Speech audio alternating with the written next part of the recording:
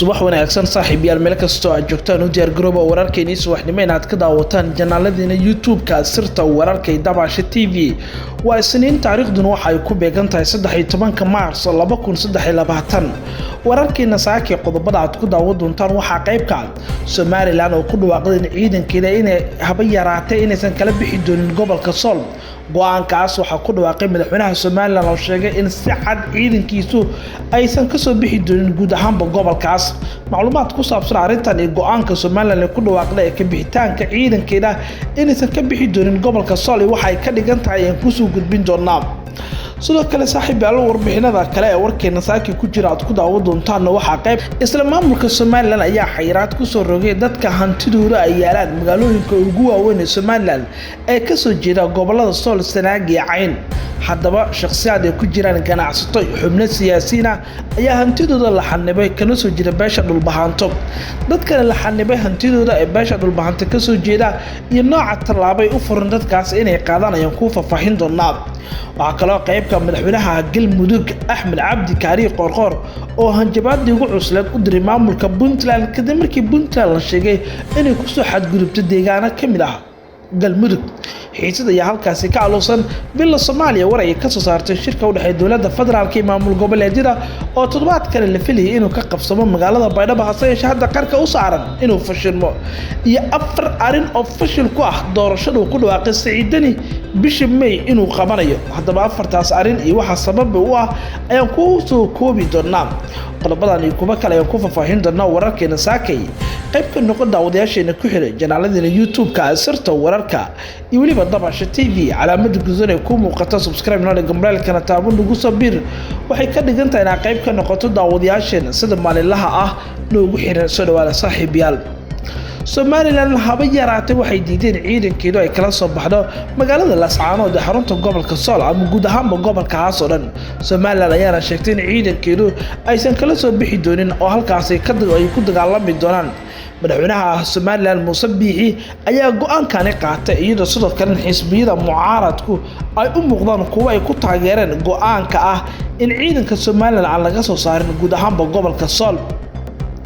Somaliland ayaa xalay ku dhawaaqday in ciidankeeda haba yaraatay inaysan kala soo bixi doonin gobolka Sool sida ilaa wareejin rasmi ah janaalkeena ay u xaqiijiyeen madaxweynaha Somaliland Muuse Biixi ayaa xalay kula la qaatay qaar kamid ah salaadiinta taageersan maamulkaasi culimada xubno kamid ah xisbiyada mucaaradka iyo waliba sidoo kale siyaasiyiin waxaana ku jira gudoomiyaha golaha guurtida wasiirka arrimaha gudaha iyo xubno kale oo ku jiraan gudoomiyaha xisbiga mucaaradka ucud ayaa ugu dambeyn la isku afgartay in ciidanka Somaliland ku sugan gobolka Sool haba yaraatay aan laga soo qaadan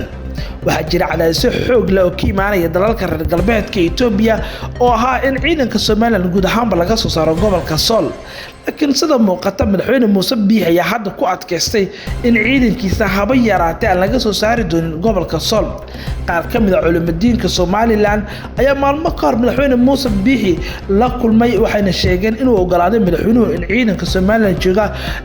magaalada Laascaanood in laga soo saaro oo dadkaasna ay noqdaan kuwo xur ah laakiin toddoba maalin ka hor madaxweyne Muuse Biixi ayaa wafdi ka socda dawladda Itoobiya u sheegay inuu ka fikirayo go'aanka ah in ciidanka Somaliland laga soo qaado gobolkaasi Sool oo dhan laakiin sida muuqata hadda wax walba waa isbedeleen madaxweynaha Somaliland Muuse Biixi wuxuu ku adkaystay go'aankii ugu adkaa ee ah in ciidankiisu ay sii joogi doonaan magaalada Laascaanood ee gobolka Sool aan laga soo saari doonin tani ayaana u muuqata madaxweynaha Somaliland in markuu ku fikirayo awood military oo dheeraad ah inuu isticmaalo oo la xiriira xaalka Laascaanood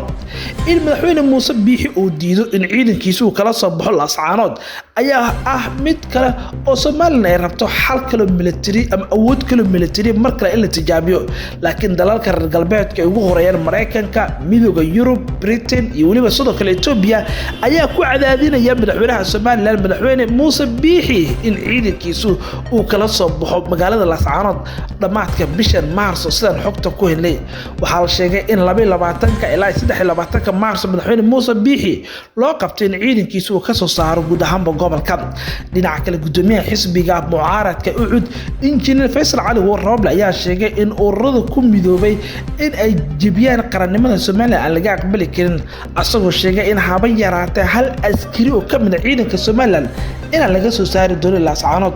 waxaan si cad u sheegaynaa in Soomaaliland halkaas ay kula dagaalami doonto kooxo kala duwan oo isbahaystay, sidaa darteed ma jirto sabab keeni karta in ciidankiina halkaas aan kala soo saarno. waxa uu sheegay in kooxda G21 u sheegay in sidoo kale qorshaha uu yahay mid la rabo in dadka reer Awdal iyo guud ahaanba dadka kale ee Soomaaliland in lagu carqaladeeyo, sidaa darteed ciidanka Soomaaliland ay ku sugan Laascaanood in ciidamo difaacaya amniga Soomaaliland. wuxuuna sheegay inaan marna ciidankaas laga soo qaadi doonin. afayeenka waa Faysal Cali Waraabe ayaa ugu dambeyn waxa uu hambaliyay militariga Soomaaliland, wuxuuna sheegay inay hayaan shaqo qaran oo qaranka lagu difaacayo. haddaba diidmada Soomaaliland ee ciidankeeda inay kala baxdo gobolka Sool ayaa loo arkaa arrin kale oo halis ah.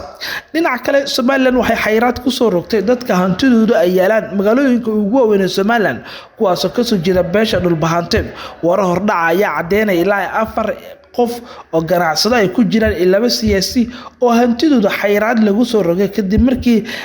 laga shakiyay. sidoo kale xitaa xayiraadda la saaray ka sokow waxaase maamulka sheegeen in hantidaas dib loo xaraashi karo haddii loo baahdo. ganacsade Maxamed Jubilawi ayaa la sheegay in lagu bilaabo hadda xayiraadda. waa nin ka soo jeeda magaalada Laascaanood beesha dhulbahante u dhashay, asagoo la sheegay guri iyo dhaqaale xoog leh inuu ku leeyahay meel lagu xindaabka madaxtooyada Soomaaliland. ninkan reer Laascaanood ka soo jeeda ayaa la sheegay in hadda dhaqaalaha uu ku leeyahay Hargeysa xanibaad lagu soo rogay. Master Godone oo asna ah sarkaal kale oo ka soo jeeda gobolka Sool ayaa asna qayb ka dadka xayiraadda lagu soo rogay. Soomaaliland ayaa u muuqata hadda inay ku dhaqaaqday tallaabo kale aan laga filayn oo in xayiraadda ay saarto dadka ka soo jeeda gobolada Sool, Sanaag iyo Cayn ee ganacsiga fiican ku leh, dhaqaalaha fiican ee maalgashiga ka sameeyay magaalada Hargeysa iyo magaalooyinka kale ee Soomaaliland ee gacanta ku hayso. lama oga nooca tallaabo ay qaadi doonaan dadka reer Sool ee xayiraadda lagu soo rogay. dadka beeshaasi ka soo jeeda dhulbahante ee ganacsiga fiican ku leh marka la joogo Soomaaliland. وهاك صاحب يال حسرتها صحي كوسو كورنا ونيجن حل ساكي أو نينا حالة Laascaanood لسوق شيء تميد حاجة حصلان أو حد بعتاه عن كجيرين. dhinaca kale 4 qodob ayaan ku soo koobi doonaa oo fashil ku ah doorashadu ku dhawaaqay Saciid Cabdullaahi Dani inuu qaban doono bishii May ee faydo ugu soo hayso. gudoomiyihii hore ee doorashooyinka Puntland Guuleed Saalax ayaa sharci darro ku tilmaamay asteynta maalin doorasho oo qof iyo cod ah oo Puntland ka dhacaysa. Master Dani ayaa la sheegay inuu hadda qorsheynayo in bishii May faydo ugu soo hayso oo hal bil kaliya ay ka harsan tahay in doorashooyinka qof iyo cod ee ka dhacan Puntland uu qabto. tan uu rabo inuu ku xukun dheereysto maadaama muddada xilxeyntiisa ay ka harsan tahay wax ka yar 9 bil oo xafiiska uu sii joogay, maadaama bisha Janaayo 2023 waa 24 muddada xilxeyntiisa ay kaga eg tahay. Dani marka uu boobayay kuraasta baarlamaanka federaalka wuxuu sheegay inuu soo qaali doono han iyo waliba sidoo kale astaan Puntland loo horumarin doono. waana aragnay uu ku fashilmay kuraasina wuu boobay, doorashadan uu ku fashilmay islamida hadda tani oo ku fashilmi karaa. ma jirto wax fursad ah oo Saciid Dani uu haysto oo la xiriira in doorashooyinkan hadda uu boobka ku wado inuu ku soo bixi karo Janaayo 2024 ayuu yiri gudoomiyihii hore doorashada. mudaynta ama asteenta maalinta doorashada golaha deegaanka madaxweynuhu soo saaray waxay baalmarsantahay sharciga, mararka qaarna waxay u muuqataa mid isku rogi karta xukun boob muddo dheereysi. waxaase ka dhalan kara uu yiri arrimo halis ku noqon kara dimuqraadiyadda Puntland ee dhowrka sano ah jirtay. xeer diiwaangelin iyo codbixiyaal qodobka 16 farqiisa 3 waxa uu oranayaa liiska codbixiyaasha hordhaca ah waxa guddigu ay dejin karaan waqti ku filan. sidaa darteed ma jiro waqti badan oo hadda Saciid Dani uu haysto oo deegaanada Puntland oo dhan uu kaga qaban karo doorasho qof iyo cod ah.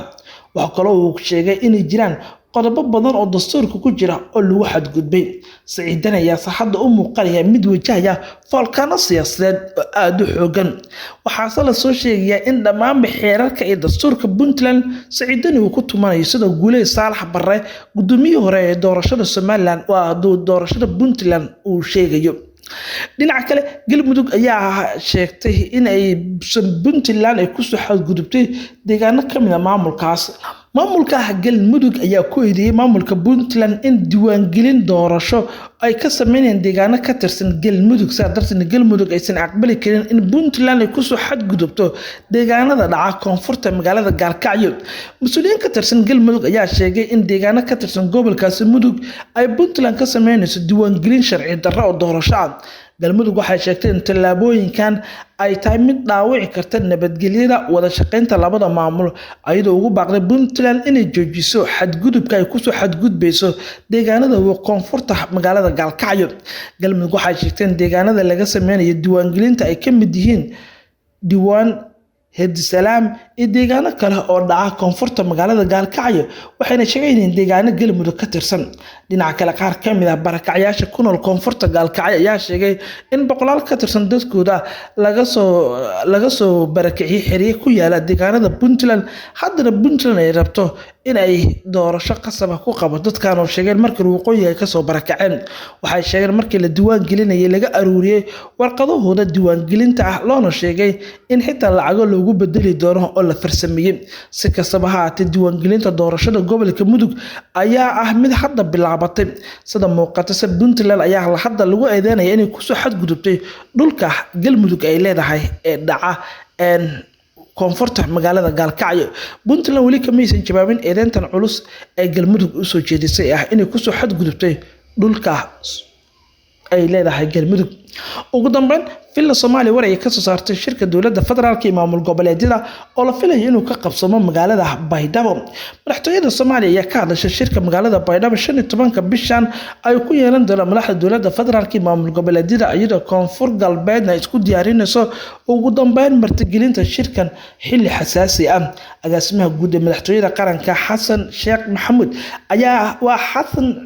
Xuseen Sheekh Maxamuud ayaa rajo weyn ka muujiyay in shirkan uu miro dhal noqdo una qabsamo asagoo sheegay ajendaha ugu weyn ee shirkan ay tahay in madaxda sare dawladda federaalka iyo kuwa maamul goboleedyada ay si weyn kaga doodaan arrimaha la xiriira amniga iyo dagaalka mar walba madaxda shirkan ka qayb galaysa waxay ka wada hadli doonaan xaaladda dalka iyo waliba arrimaha siyaasadda amniga iyo dhaqaalaha ayuu yiri agaasimaha madaxtooyada